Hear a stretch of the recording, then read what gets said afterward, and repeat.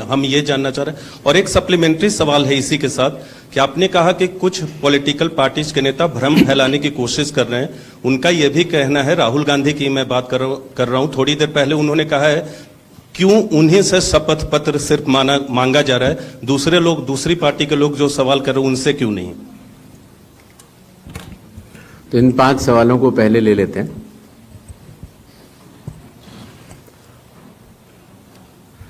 हमारे सारे मीडिया बंधुओं के माध्यम से मैं देश के मतदाताओं को ये बतलाना चाहता हूं कि जब भी मतदाता सूची का रिवीजन होता है तो उसकी प्रक्रिया वही होती है जो मैंने आपको अभी शुरू में बताई।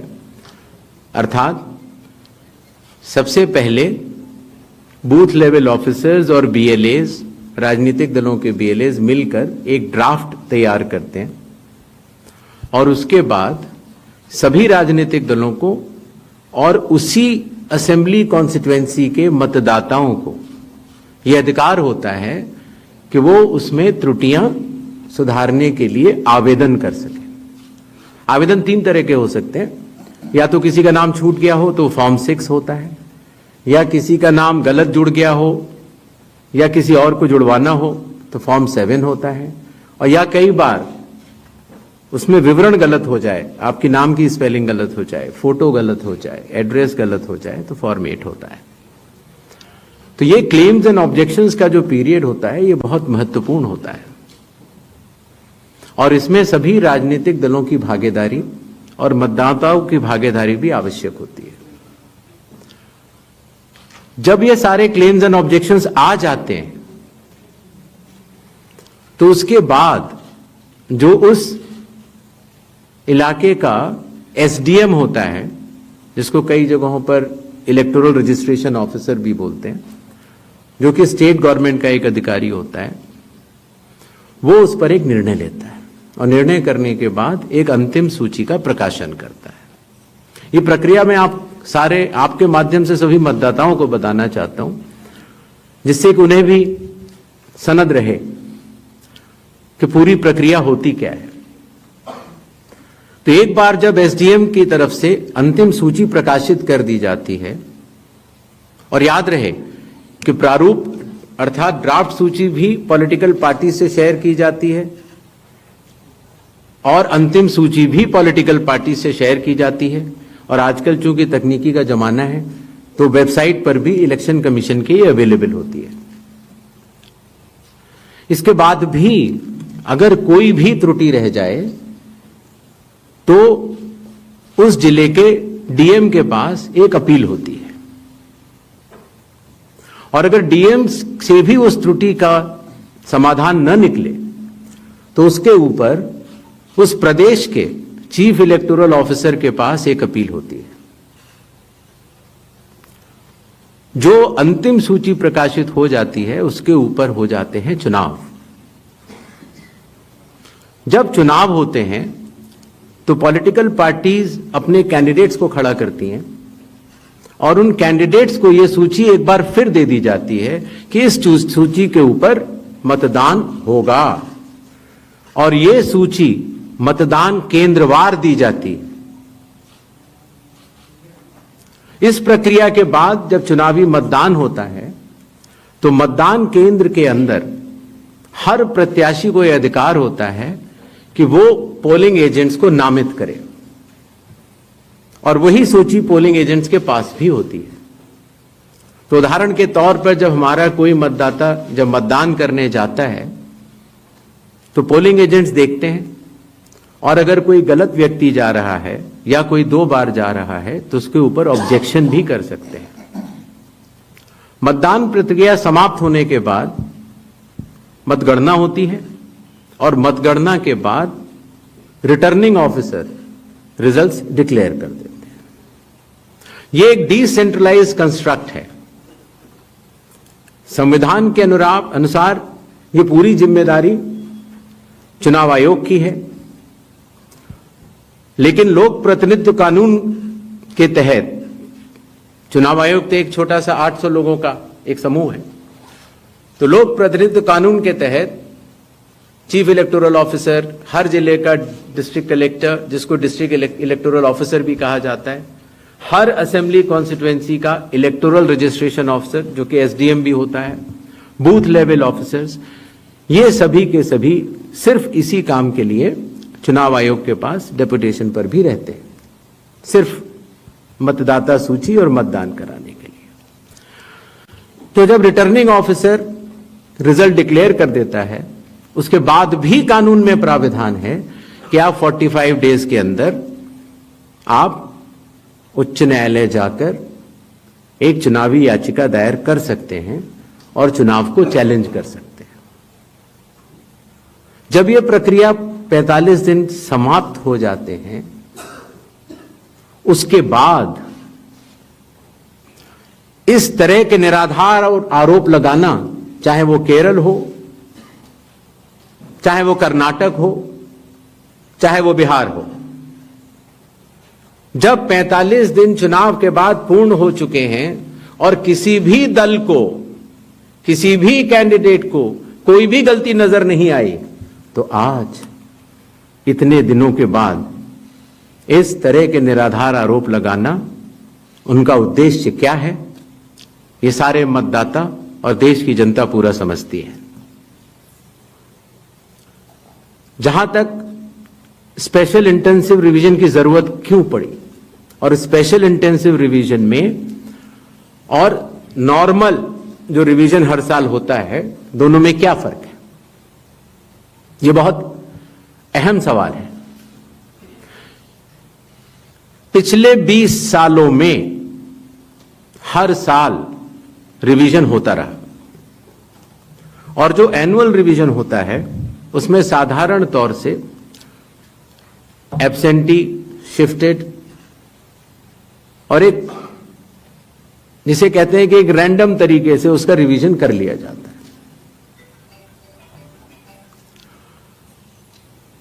जब पिछले 20 सालों से इंटेंसिव रिवीजन नहीं हुआ, हालांकि पहले होते थे, अभी तक भारत में 10 से ज्यादा बार स्पेशल इंटेंसिव रिवीजन हो चुके हैं और स्पेशल इंटेंसिव रिवीजन की खासियत यह होती है कि मतदाता सूची को, इलेक्टोरल रोल को टोटली मैक्सिमम प्यूरिफाई करने के लिए एक इन्यूमरेशन फॉर्म भरा जाता है और हर मतदाता उसको जब भर के देता है तो उसका नाम मतदाता सूची में फ्रेश, एकदम नए तरीके से सूची बनाई जाती है।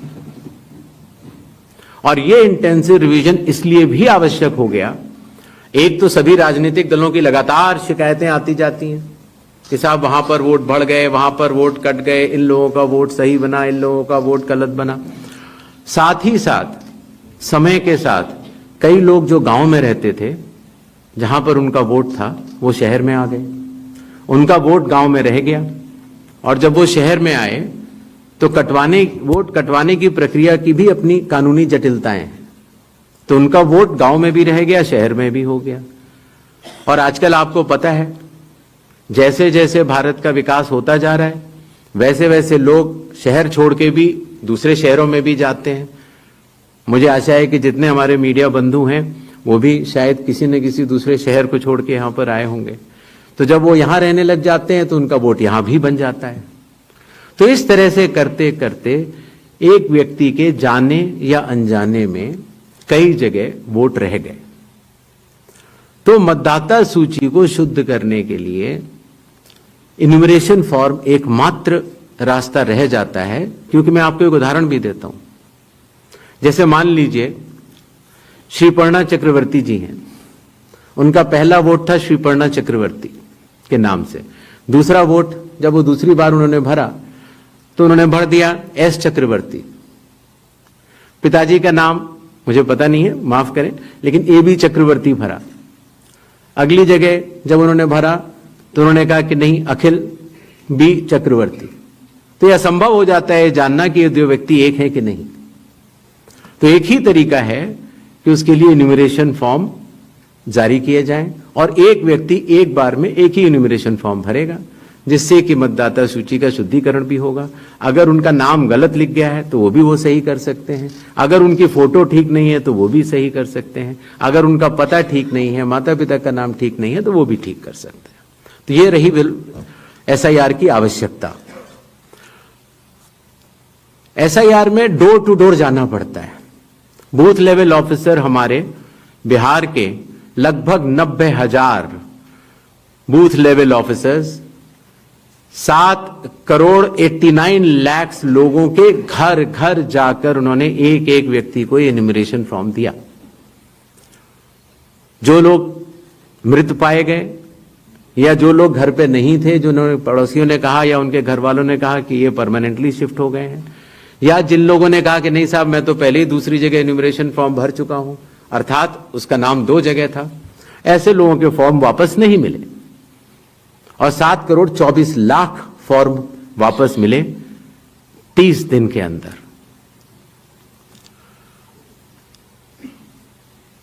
इनमें से एक सवाल यह था कि कितने नेपालीज हैं और कितने बांग्लादेशीज।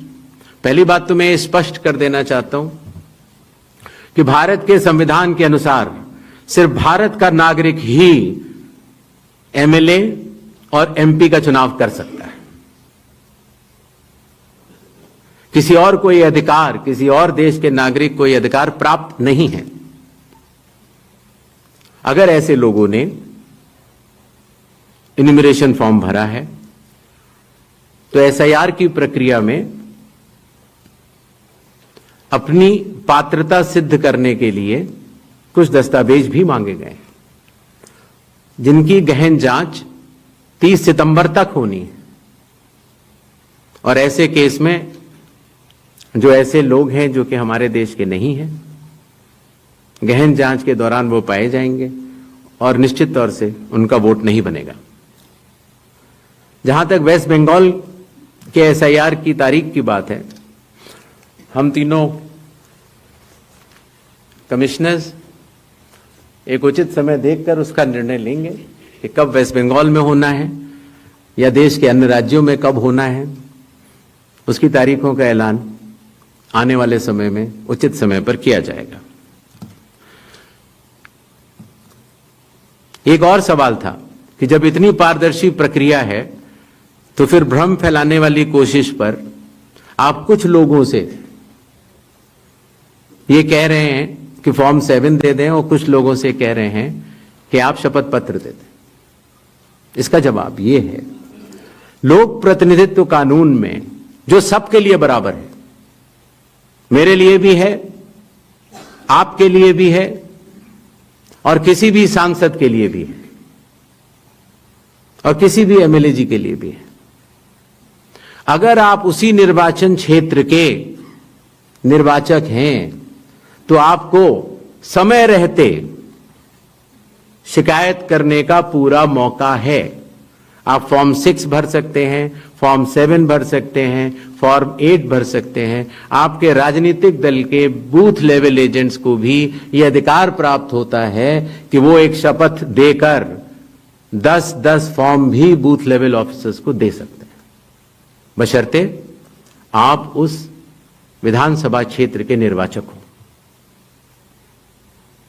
लेकिन अगर आप उस विधानसभा क्षेत्र के निर्वाचक नहीं हैं, उस कॉन्स्टिट्यूएंसी के आप इलेक्टर नहीं हैं, और अगर आप अपनी शिकायत को आगे बढ़ाना चाहते हैं, एक विषय होता है शिकायत करना, एक होता है उसके ऊपर भ्रम फैलाना, और एक होता है उसके ऊपर चुनाव आयोग पर आरोप लगाना।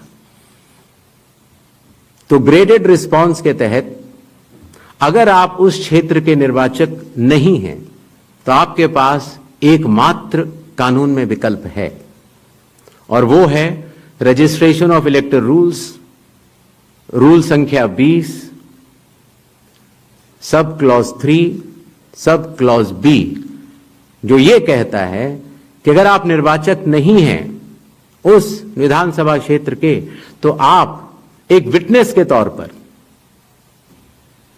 अपनी शिकायत दर्ज करा सकते हैं, और इलेक्टोरल रजिस्ट्रेशन ऑफिसर को आपको एक ओथ देनी होगी और वो ओथ जिस व्यक्ति के खिलाफ आपने शिकायत की है उसके सामने एडमिनिस्टर करानी होगी। ये कानून शायद इस सदन में बैठे सभी लोगों के जन्म के पूर्व का बना हुआ है और सबके लिए बराबरी तौर से लागू है। आशा है इन 5 सवालों को मैंने जवाब दे दिया होगा। आगे बढ़े। 4. I'm coming. Hi, sir. Please, I'll come to you, no problem. Hi, sir. Vrinda from Hindustan Times. Yes. So, first question is that initially when the draft electoral rolls were uploaded on the website, these were machine readable and searchable as well. The size was smaller, the pictures were clearer. But soon after Rahul Gandhi's press conference, the roles were updated and they were changed into non-machine readable, non-searchable, low quality pictures. So was that because a lot of searches were being conducted in these roles? And secondly, why is the dual epic ID issue there in Bihar? Despite the commission saying back in May that, we have resolved it across the country. 76. Sir, मैं मुकेश कौशिक हूँ दैनिक भास्कर से। Sir, आपने देखा होगा कि Rahul Gandhi leader of opposition ने central Bengaluru की constituency के तहकीकात की और ढेर सारे आरोप लगाए। उनका कहना था कि फेक सस्पिशियस वोटर बन रहे हैं, मैनिपुलेटेड हैं, मास एडिशन हुए हैं। इसके 2-3 दिन बाद ही बीजेपी के पावरफुल लीडर अनुराग ठाकुर जी ने प्रेस कॉन्फ्रेंस की और उन्होंने कहा कि उनके पास कंक्रीट प्रूफ हैं कि कंक्रीट प्रूफ है इस बात के कि lakhs of suspicious voters, duplicate voters, fake addresses, age manipulation, mass addition have been found in Wayanad, Raebareli and other constituency. देश की 2 बड़ी राजनीतिक पार्टियां ये आरोप लगा रही हैं कि fake voters, bogus voters, manipulation of age, duplicate voters ये मौजूद हैं। तो आप कितना सहमत हैं और इन आरोपों के आप क्या जांच कोई कराएंगे? 196. Hi, I'm coming. Shri Gyanesh Kumar, मेरा नाम परंजॉय गुहा ठाकुरता है, मैं फ्रीलांस जर्नलिस्ट हूँ। Paranjoy Guha Thakurta. Sir, few questions. इतना हड़बड़ी में आपको एसआईआर करने का क्या जरूरत है जब बाहर चल रहे बिहार में बारिश के समय, और समय बहुत लोग कह रहे हैं बहुत कम है। आपको सुप्रीम कोर्ट ने आदेश किया 14 तारीख के दिन, आपको मशीन रीडेबल जो 65 लाख लोग का नाम नहीं है तो आपको देना पड़ेगा। इससे पहले आपने क्यों नहीं दिया? आखिरी सवाल है कि महाराष्ट्र में जो 40 लाख नया वोटर आए हैं और लोग कह रहे हैं कि पहला बार महाराष्ट्र के इतिहास में, भारतवर्ष के इतिहास में वोटर ज्यादा और 18 साल उम्र के लोग कम, और 5 बजे के बाद बहुत लोग वोट दिया। तो ये सारे जवाब मुख्यमंत्री देवेंद्र फडणवीस दे रहे, राजनीतिक दल का नेता दे रहे, चुनाव आयोग अभी तक खामोश थे, क्यों? 279.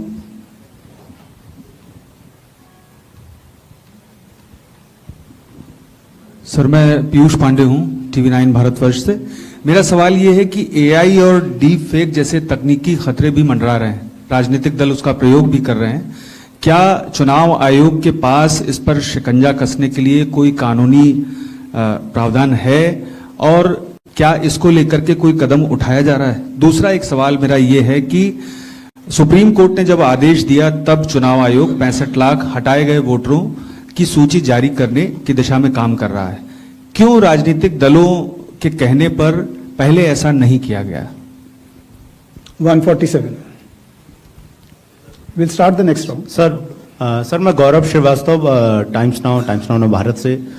मेरा सवाल ये है सर कि चूंकि हम लोग चुनाव आयोग भी देखते हैं, सुप्रीम कोर्ट में सुनवाई भी देखते हैं, बार बार ये सवाल उठा, और जिस बात को आप कह रहे हैं कि भारत का संविधान कहता है कि भारत का नागरिक ही वोट डाल सकता है, लेकिन भारत के नागरिक ही वोट डाले और चुनाव आयोग नागरिकता तय करे कि बीच की जो एक पतली सी रेखा है उसको लेकर जो कानूनी लड़ाई है वो कैसे सुलझने वाली है?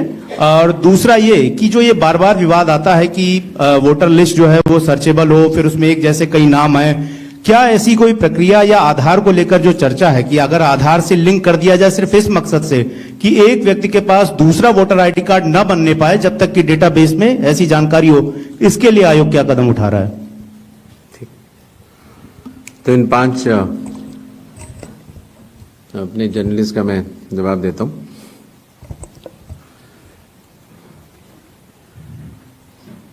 मशीन रीडेबल मतदाता सूची और सर्चेबल मतदाता सूची, दोनों में हमें अंतर समझना होगा। जो चुनाव आयोग की वेबसाइट में मतदाता सूची होती है उसमें आप एपिक नंबर डाल के सर्च कर सकते हैं, डाउनलोड भी कर सकते हैं। इसको मशीन रीडेबल नहीं कहा जाता। मशीन रीडेबल के ऊपर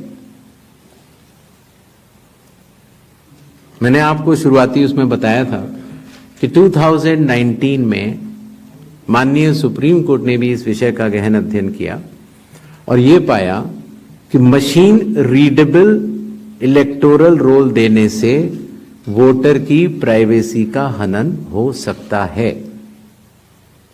इसलिए मशीन रीडेबल एक अलग चीज है। जो मशीन रीडेबल का अर्थ ये होता है कि आप उस इलेक्टोरल रोल को पढ़ भी सकते हैं। उसमें अगर आपके पास कंप्यूटर पे वो लिस्ट सूची आ गई तो आप ये फोटो उठा के दूसरी जगह भी डाल सकते हैं। अगर आपने एक व्यक्ति की फोटो दूसरी जगह डाल दी और पलट दी तो वो व्यक्ति वोट ही नहीं कर पाएगा, क्योंकि जब वो वोट करने जाएगा तो उसका चेहरा नहीं मिलेगा। तो मशीन रीडेबल एक अलग चीज है, मशीन रीडेबल वर्जित है। तो उसको आप, ये चुनाव आयोग का अकेला फैसला नहीं है, ये चुनाव आयोग का फैसला माननीय सुप्रीम कोर्ट के जजमेंट के बाद है और 2019 से है। तो मशीन रीडेबल अलग चीज हो गई और एक लिस्ट को सर्च करना वो एक अलग विषय हो गया। जब आप एक लिस्ट को सर्च करते हैं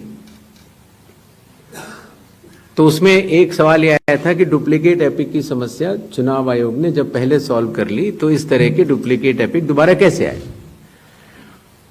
डुप्लीकेट एपिक दो तरीके से हो सकते हैं। एक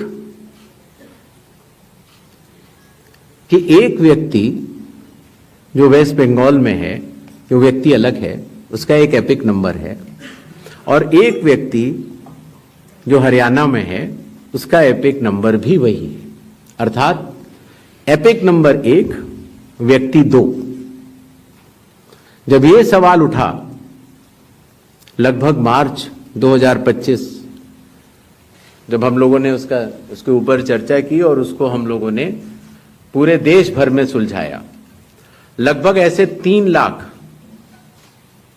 लोग मिले जिनकी एपिक संख्या 1 थी।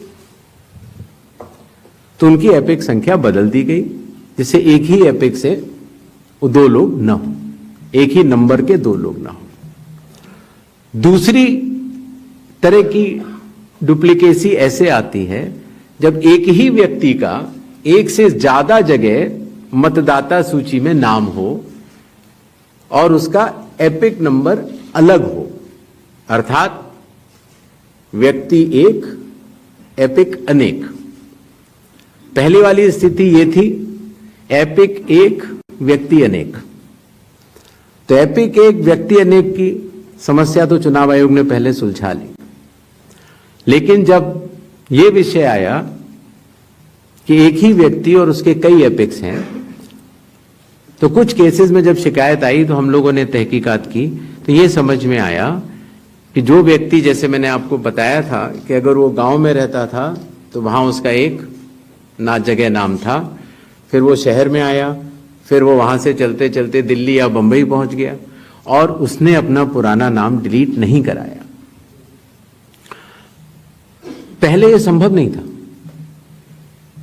2003 से पहले नाम अगर आपको पुरानी जगह से कटवाना है तो कोई वेबसाइट नहीं थी इलेक्शन कमीशन की जिसमें एक ही जगह सारा डेटा हो। हर स्टेट की अलग अलग वेबसाइट थी। तो नतीजा, अगर आप पटना से चल के दिल्ली आ चुके हैं और आप पटना का वोट कटवाना चाह रहे थे तो आप एक पत्र लिख सकते हैं। अब उस पत्र के ऊपर कार्रवाई हुई, आपने सही जगह भेजा, नहीं भेजा, और आपका वहां वोट नहीं कटा, आप दिल्ली आ चुके, आपका यहां नया मतदाता सूची में नाम आ गया, आपके पास एक नया एपिक नंबर है। तो 2003 से पहले चूंकि तकनीकी सुविधा अवेलेबल नहीं थी, तो इस तरह के बहुत लोग जो माइग्रेट कर करके अलग अलग जगह गए, उनके नाम कई जगह आ गए।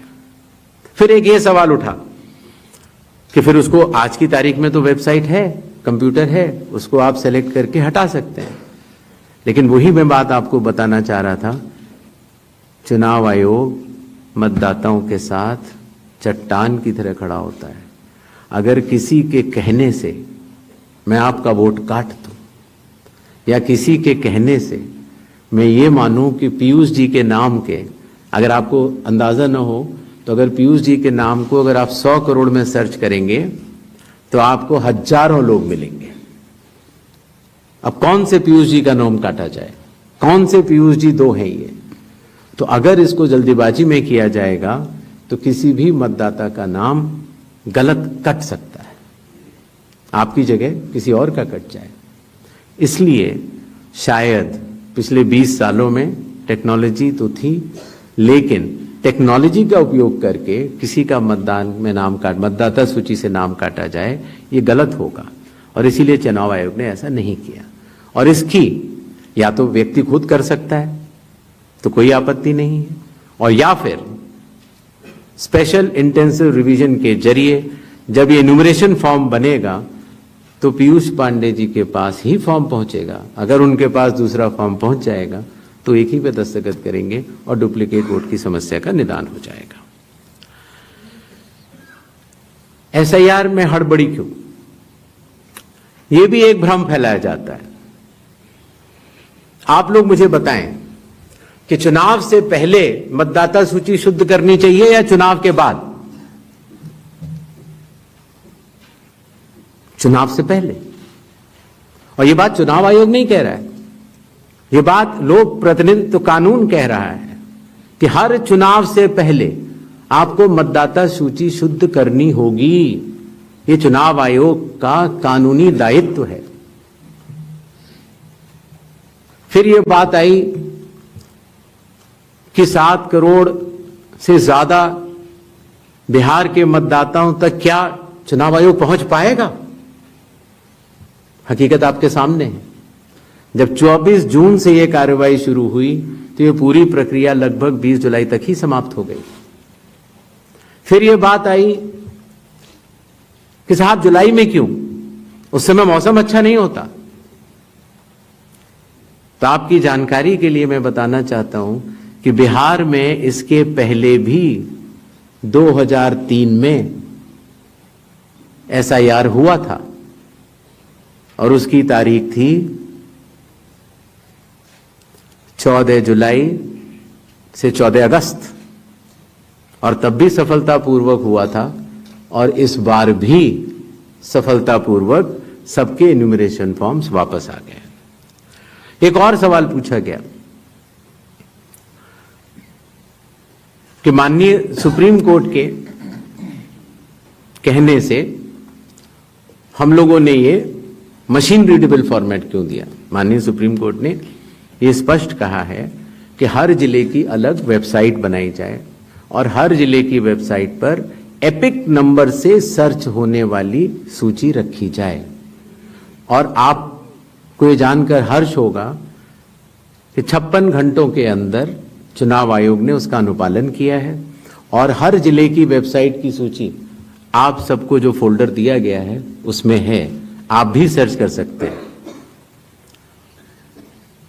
जहां तक आपके पास जो फोल्डर दिया गया उसमें एक वो भी मिनट्स मौजूद है 20 जुलाई के, जहां पर अगर आप खोलेंगे तो उसमें आप पाएंगे कि हर बूथ पर booth level officer, booth level agent, sarpanch सबने मिलकर ये दस्तखत करके सूची बनाई कि ये लोग मृत पाए गए हैं, उनका एपिक नंबर भी है, उनका नाम भी है, और ये लोग स्थायी रूप से स्थानांतरित पाए गए हैं, उनका नाम भी है, और इन लोगों का इन्यूमरेशन फॉर्म या इन लोगों का नाम एक जगह से ज्यादा है, वो भी है, आप उस सूची को देखें। तो ऐसा नहीं है कि चुनाव आयोग ने ये लिस्टें साझा नहीं की थी, लेकिन चूंकि इसका अंतिम निर्णय अभी ईआरओ ने नहीं लिया था, इसीलिए ये सूचियां राजनीतिक दलों को दे दी गई थी। और कुल मिलाके जिन लोगों के इन्यूमरेशन फॉर्म नहीं आए, वो 1 अगस्त को जब ड्राफ्ट लिस्ट दी गई थी राजनीतिक पार्टियों को, वो भी दस्तावेज आपको दिए गए हैं, जिसमें कि हर पॉलिटिकल पार्टी ने साइन करके ये लिस्ट ली है, जिसमें कहा है कि ये वाले नाम तो आ चुके हैं प्रारूप सूची में और ये वाले नाम नहीं आए हैं। हर जिला प्रेसिडेंट ने उस लिस्ट को सत्यापित किया है 1 अगस्त को और अपने टेस्टिमोनियल्स भी दिए हैं। तो ये सूचना और भी लोगों तक पहुंचे, आप तक भी पहुंचे। चुनाव आयोग तो पारदर्शिता का स्वागत करता है और ये बहुत ही अच्छी बात है। शायद इससे अगर कुछ लोग जो छूट गए हों, अगर वो नाम दे पाए, तो चुनाव आयोग का तो नारा है हर पात्र मतदाता को सूची में लाना है और हर अपात्र मतदाता को सूची से हटाना है। तो उस उद्देश्य में ये हमारी मदद कर रहा है। एआई और डी फेक हमारे लिए वास्तव में चुनौती है। अभी कल किसी एक ट्विटर हैंडल पर एक एआई जनरेटेड वीडियो थी जो कि सत्य से परे, लेकिन इस तरह की चुनौतियों का सामना करने के लिए चुनाव आयोग तो भरसक प्रयास करेगा, लेकिन कानून के दायरे में ही रहकर कर सकता है।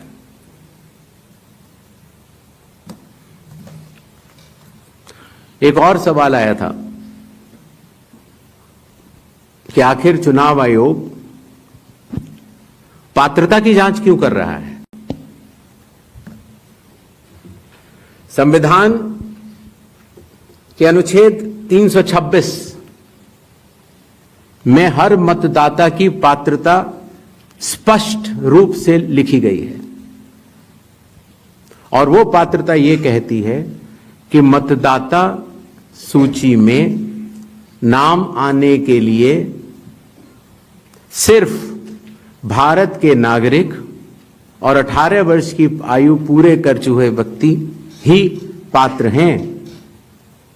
रेजिडेंसी लॉज भी हैं जो कि अलग कानून में बनते हैं, जो कि ऑर्डिनरी रेजिडेंट हैं, या कोई व्यक्ति जो संविधान या किसी कानून के अनुरूप उसको वर्जित किया गया है चुनाव लड़ने के लिए, उनका नाम नहीं आ सकता।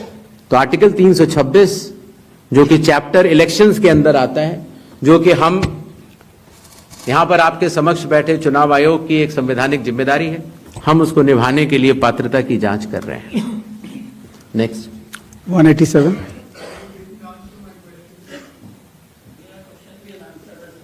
We'll come back. उसका जवाब मैं दे चुका हूं, शायद आपने, मैं दोबारा बता देता हूं। ग्रेडेड रिस्पांस होता है चुनाव आयोग का। अगर आप किसी भी विधानसभा के निर्वाचक हैं और समय रहते हुए अगर आप त्रुटियां बताते हैं तो आपको फॉर्म 7 भरना होता है। अगर आप किसी भी विधानसभा के निर्वाचक हैं और समय परिधि के बाद अगर गलतियां बतलाते हैं तो उसको सिर्फ एक राजनीतिक स्टेटमेंट माना जाता है। अगर समय के बाद आप त्रुटियां बतलाते हैं और मतदाताओं और चुनाव आयोग पर चोरी का आरोप लगाते हैं तो इन तीनों की ग्रेडिंग में फर्क है।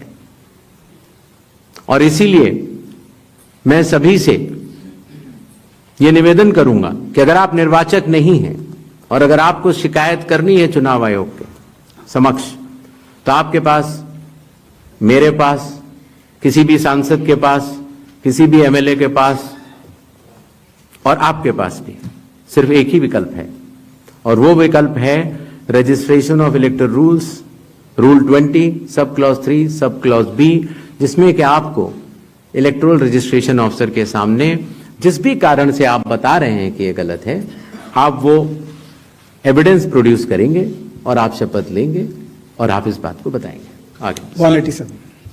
Gyanesh sir, We'll come back, we'll come Ankit back, Gupta, please. ABP News से। सर, दो तीन सवाल हैं जो एक दूसरे से जुड़े हुए हैं। पहला सवाल ये है, जिसका भी आप भी जिक्र कर रहे थे, कि साल भर में जो है ये स्पेशल समरी रिवीजन जो है कई बार होता है, स्पेशल समरी रिवीजन। तो इस साल की शुरुआत में जब जो है समरी रिवीजन हो चुका था, तो उसके बाद पिछले 6-7 महीनों में करीबन 22 लाख लोग मृत पाए गए, करीब 32 लाख शिफ्ट हो गए। तो ये आंकड़ा पिछले 6-7 महीने में 22 लाख लोग मर कैसे सकते हैं, ये सवाल उठाया जा रहा है। अगर समरी रिवीजन हुआ था और अब तक, तो ये आंकड़ा जो है क्यों इतना ज्यादा भिन्न, पहले ये सब क्यों नहीं हुआ? इसी के साथ में उसी से जुड़ा हुआ सवाल ये है, विपक्षी पार्टियां ये कह रही हैं, इसका मतलब तो ये है 2024 का 1 साल पहले जो चुनाव हुआ था, वो इसका मतलब जो तमाम आप 65 लाख का आंकड़ा अभी दे चुके हैं, हो सकता है ये आने वाले दिनों में और बढ़े, उन फर्जी मतदाताओं के साथ में हुआ था क्या चुनाव? ये तो सिर्फ बिहार की बात हो रही है, तो क्या इन फर्जी मतदाताओं के साथ में 2024 का चुनाव हुआ था? तीसरा सवाल इसी से जुड़ा हुआ, क्या ये एनआरसी हो रहा है एसआईआर की आड़ में? ये सवाल लगातार कहा जा रहा है, और वो क्यों कहा यह जा रहा है कि एक धर्म के लोगों को वोट काटे जा रहे हैं, एक पार्टी को फायदा पहुंचाने के लिए कार्रवाई की जा रही है। तो लगातार इस तरीके के सवाल। 185. मेरा नाम मुकेश कुमार सिंह है, मैं एक फ्रीलांस जर्नलिस्ट हूं। मैं आपसे जानना चाह रहा हूं कि इस बात का ग्रेडिंग कैसे की जाएगी कि जो अभी आपने उदाहरण देके बताया कि ईपीआईसी में एक आदमी नाम डुप्लीकेट करेगा, जब तक आपके पास कोई यूनिक फीचर नहीं होगा, जैसे आधार के मामले में बायोमेट्रिक्स एक यूनिक फीचर का काम करता है हर इंडिविजुअल के लिए ना, उसी तरीके से अगर आप ईपीआईसी से इसको नहीं जोड़ेंगे तो ये संभव ही नहीं है कि आप कभी जिंदगी में डुप्लीकेसी को चेक कर पाए, चाहे कितने एफर्ट्स कर ले। यहां आपको टेक्नोलॉजी की ही मदद लेनी पड़ेगी, मैनुअली ये ह्यूमनली पॉसिबल नहीं है।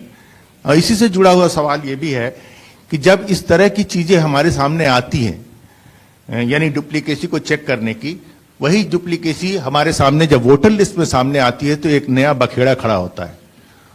आप चुनाव आयोग के सामने सबसे इंपॉर्टेंट चीज यह है कि अगर किसी चीज की शिकायत की जा रही है तो क्या चुनाव आयोग सबसे पहले शिकायत की जांच करने पर जोर देगा या शिकायतकर्ता कौन है उसकी जो है वो कलई खोलने पर जोर देगा? ये एक ऐसी सवाल, एक कॉन्स्टिट्यूशनल इंस्टीट्यूशन पे इस तरह का दाग भी लगना अपने आप में शर्मनाक है। यानी अगर उससे आप हमें बचाइए, इस देश को तो बचाइए, इस डेमोक्रेसी को बचाइए, हम आपसे ये उम्मीद करते हैं। 247. नहीं, just one. I'll come back to you. No problem. Damini Nath from the Indian Express. Sir, 7.24 crore electors forms were received as of 1st August. So how many of these submitted documents along with that? And now that 15 days are over, how many more documents have been made for these electors? And the other question I have is regarding, recommended by BLO and not recommended. What is the basis on which BLO will recommend or not recommend if the documents have not been submitted? 39. Good afternoon sir, Manohar Kesari, news x और India news से sir. चुनाव आयोग लगातार clarify कर रहा है और कह रहे हैं सारे डाटा जो है मिसलीड करने वाले हैं, लेकिन आज भी राहुल गांधी ने इस बात को कहा है कि महाराष्ट्र में 1 करोड़ मतदाता जोड़ा गया, वोटों का हेराफेरी लगातार किया जा रहा है। तो क्या इससे चुनाव आयोग की छवि धूमिल नहीं हो रही है? अगर धूमिल हो रही है तो आप लोग लीगल एक्शन उनके खिलाफ क्यों नहीं ले रहे हैं? दूसरा, लगातार वोटर का जो है ट्रस्ट चुनाव आयोग पर इससे कम हो रहा है, तो ट्रस्ट बढ़ाने के लिए आप लोग क्या करेंगे? 218. हेलो, इधर सर, मैं सर इधर राइट साइड, प्रशांत देव, न्यूज 24 से। 2 सवाल हैं सर मेरे। पहला सवाल यह है कि जो 65 लाख नाम कटने की बात आ रही है, ये तो ठीक है, आंकड़े बढ़ भी सकते हैं, घट भी सकते हैं। कितने नाम जुड़े फॉर्म 6 के, मतलब नए मतदाताओं जब से एसआईआर शुरू हुई, कितने नाम जुड़े?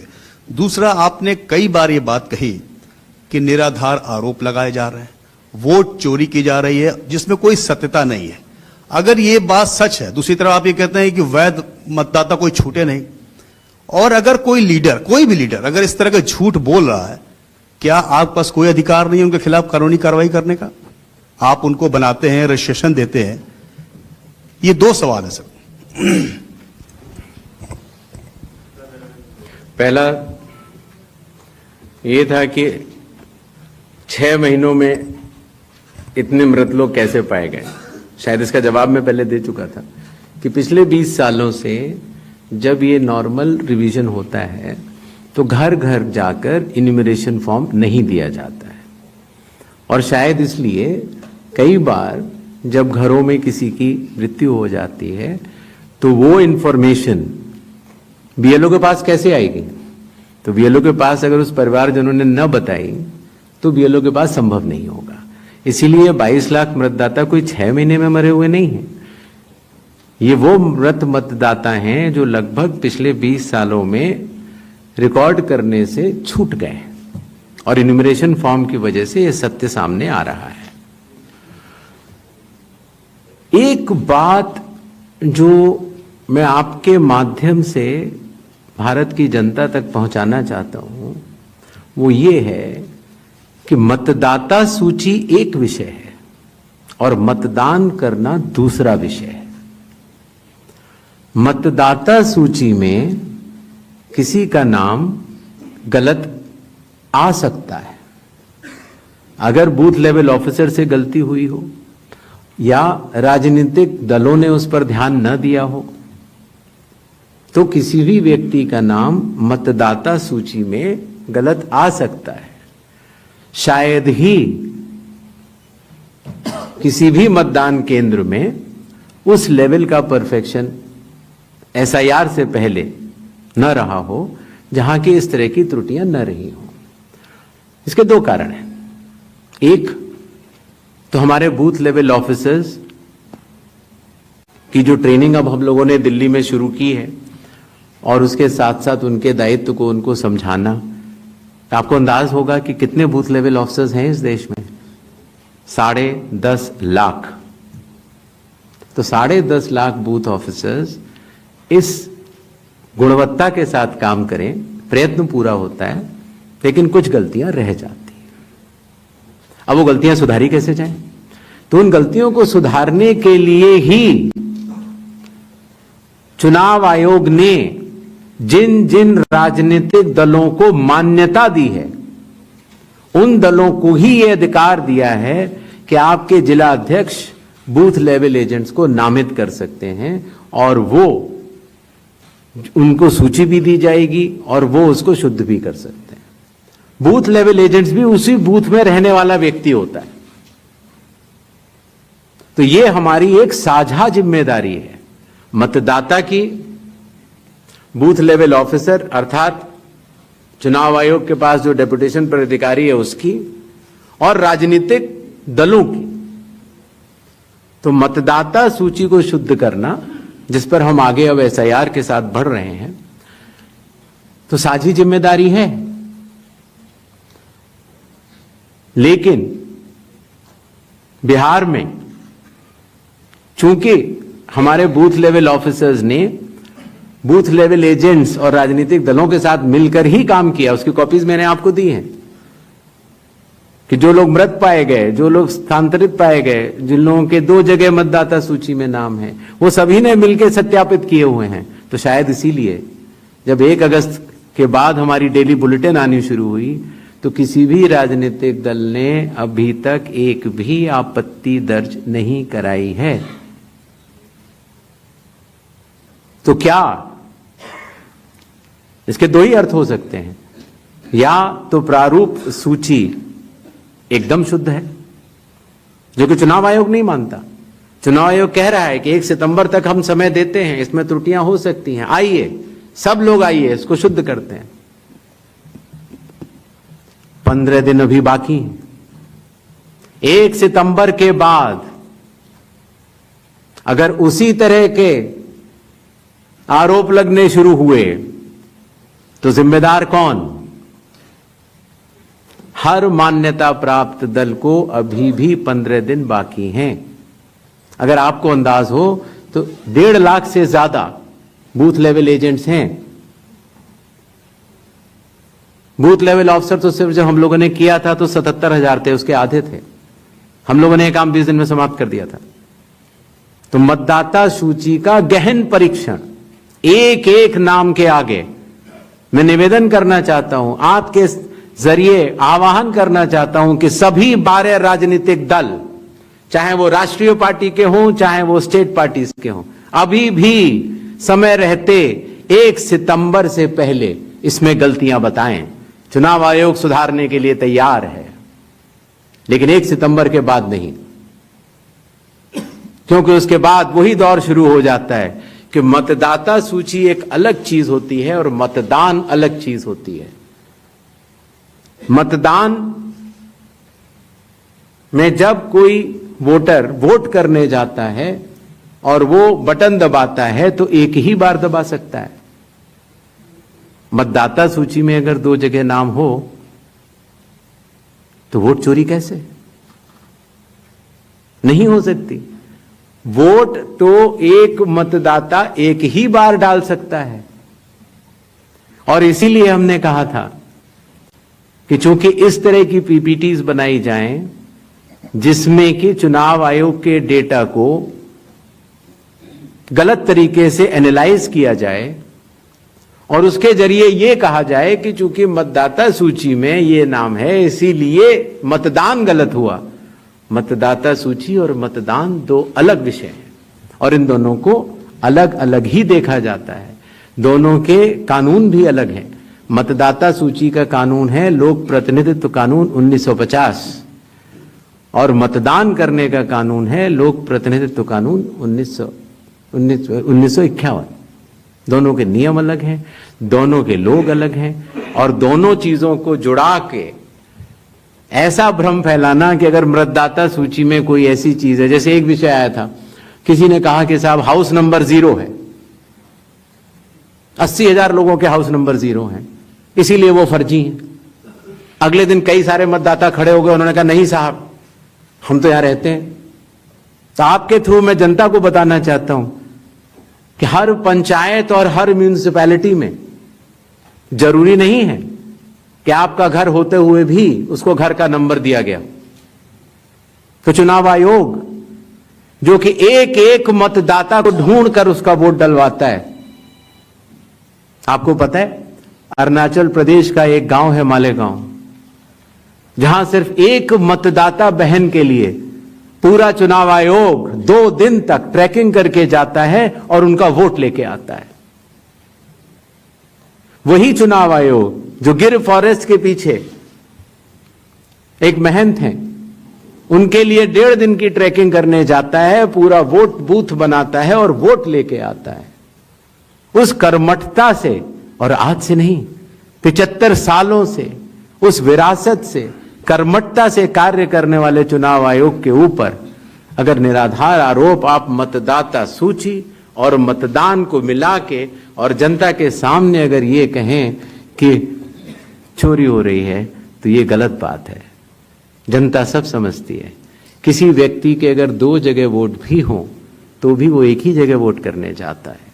2 जगह वोट करना कानूनी अपराध है। और अगर कोई भी व्यक्ति ऐसा कहता है तो सबूत तो चाहिए। सबूत मांगा था, मिला नहीं। इसी तरीके से जिन लोगों के पास घर नहीं होता, आप लोग भाग्यवान हैं,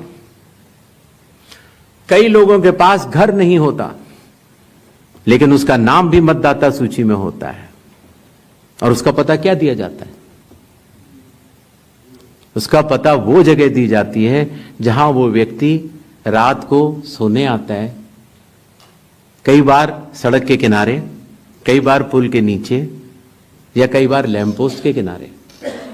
और फिर अगर ये कहा जाए कि वो फर्जी मतदाता है, ये हमारे गरीब मतदाताओं, बहनों, भाइयों और बुजुर्गों के साथ एक बहुत बड़ा खिलवाड़ है। 0 नंबर। आपको पता है इस देश में करोड़ों लोगों के घरों के पते के आगे 0 नंबर है। क्यों? क्योंकि पंचायत, म्यूनिसिपैलिटी जिस घर में वो रहते हैं उन्होंने उनका नंबर नहीं दिया। शहरों में अनऑथराइज्ड कॉलोनीज हैं जहां उनको नंबर नहीं है, तो वो अपने फॉर्म में क्या पता भरें? तो चुनाव आयोग के निर्देश कहते हैं अगर ऐसा कोई भी मतदाता इस देश में है, चुनाव आयोग उसके साथ खड़ा है और उसको नोशनल नंबर देगा और चूंकि कंप्यूटर में जब उसको भरते हैं तो वो 0 दिखता है।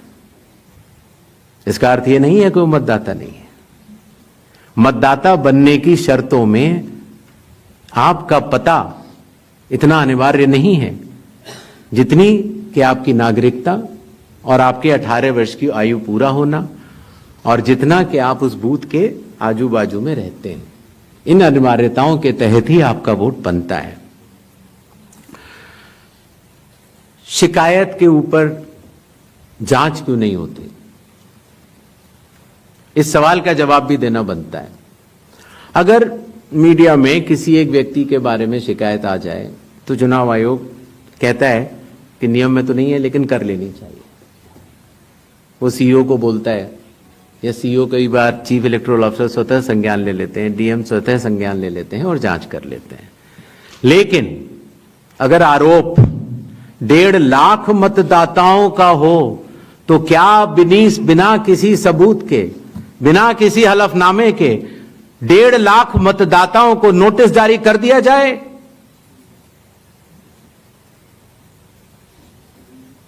क्या यह न्याय संगत होगा?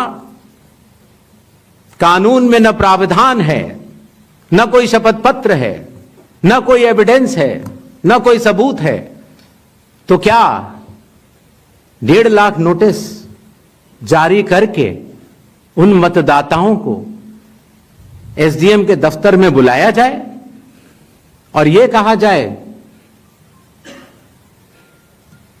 कि आप फर्जी हैं?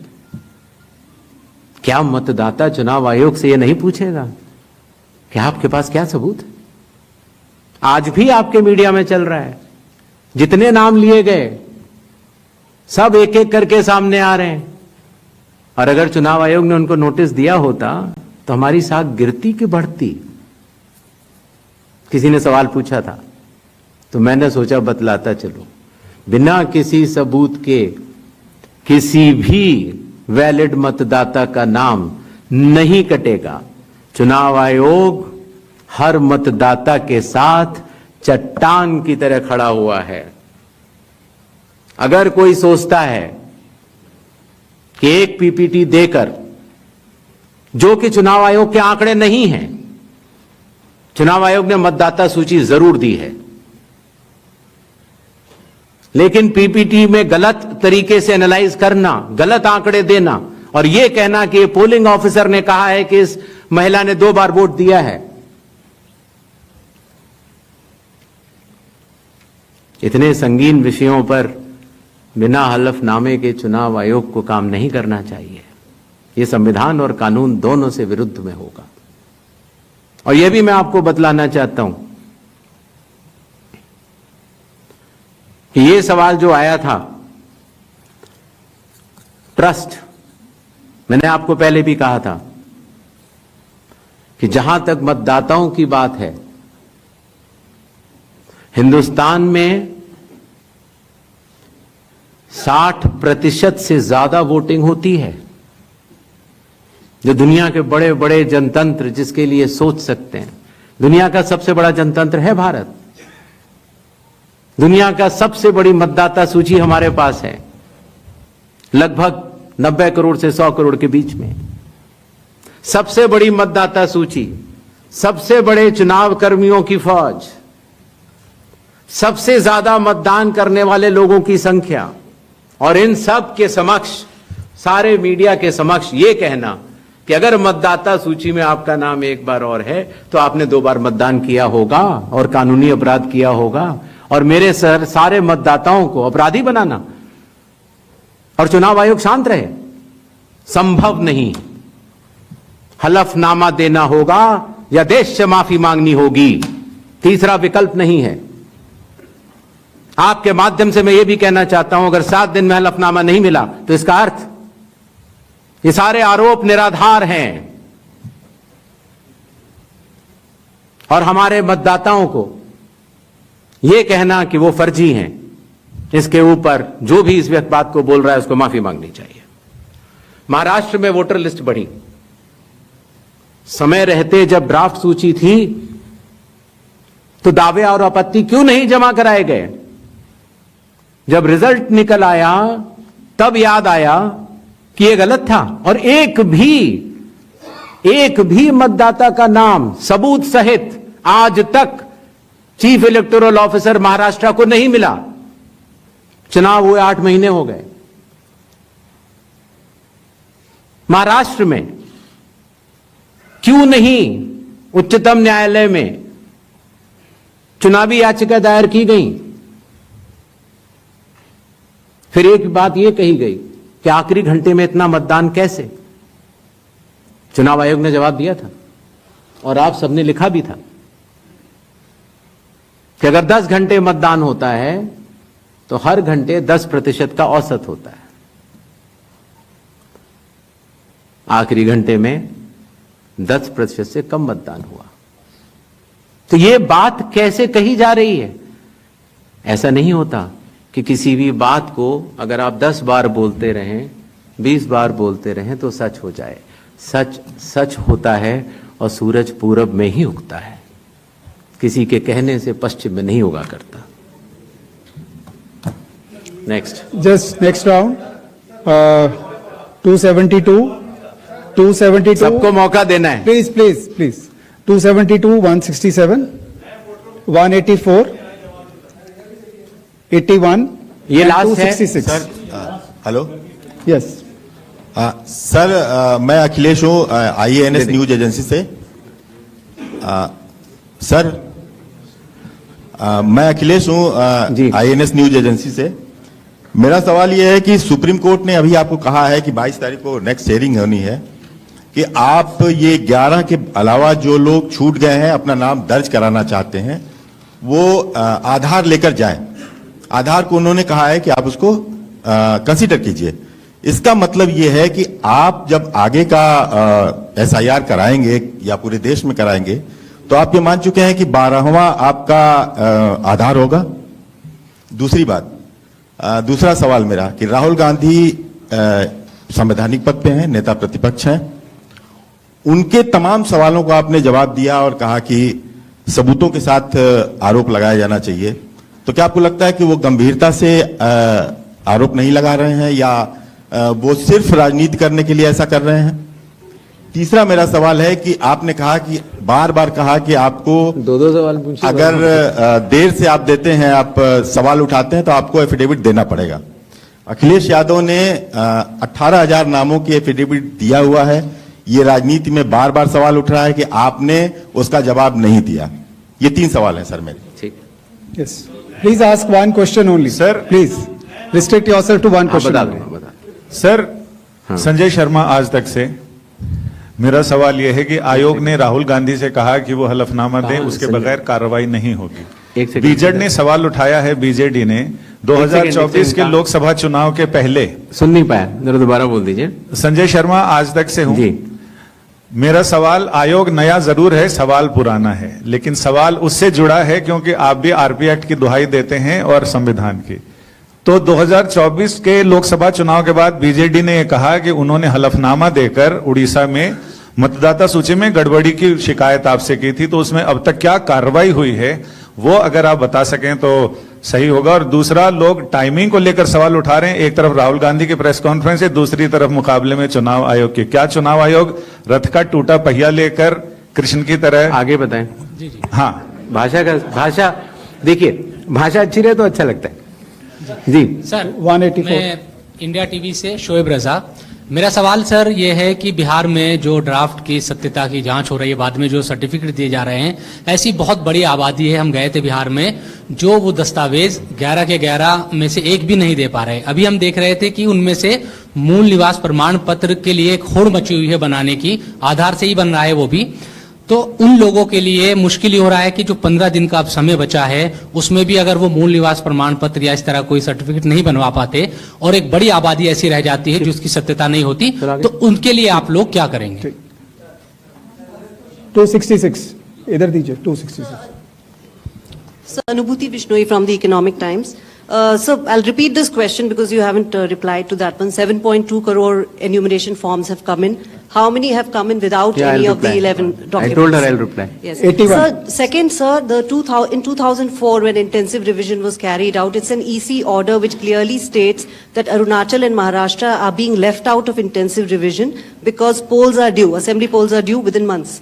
But you have, the Election Commission this time has set aside that principle for Bihar. If you could explain that. Okay. Third, when you took over as CEC, you have identified political parties as a key stakeholder. And you've also held rounds of meetings and consultations with them. Do you think, given the kind of criticism SIR has drawn, maybe there should have been a wider consultation with political parties before embarking on such a massive exercise? Sir, मैं Manish Agarwal Navbharat times से। हाँ sir, जैसा कि आपने कहा राहुल गांधी के बारे में कि हलफनामा देना होगा या देश से माफी मांगनी होगी 7 दिन के अंदर, नहीं तो हम मानेंगे सारे आरोप निराधार हैं।